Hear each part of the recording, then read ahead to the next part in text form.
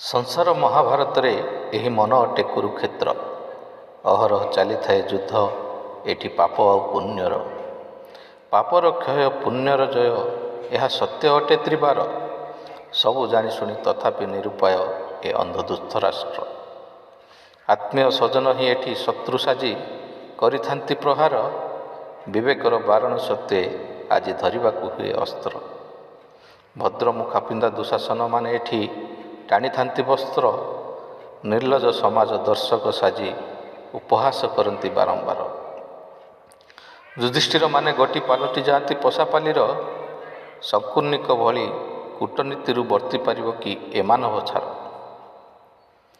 ଦ୍ରୋଣଙ୍କ ଭଳି ଗୁରୁମାନେ ଯଦି କରନ୍ତି ପାତର ଅନ୍ତର, କିଭଳି ଉନ୍ନତି ହେବ ଏକଲବ୍ୟ ଭଳି ନିଷ୍ଠାପର ଶିଷ୍ୟର।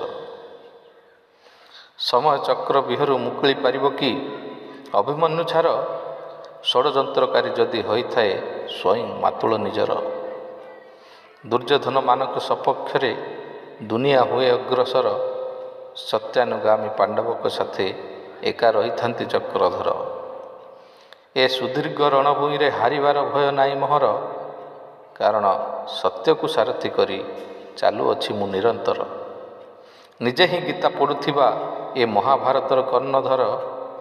ନିଜେ ପୁଣି ଗୀତା ଶୁଣି ଯୁଦ୍ଧ କରୁଥିବା ବୀର ଧନୁର୍ଦ୍ଧର।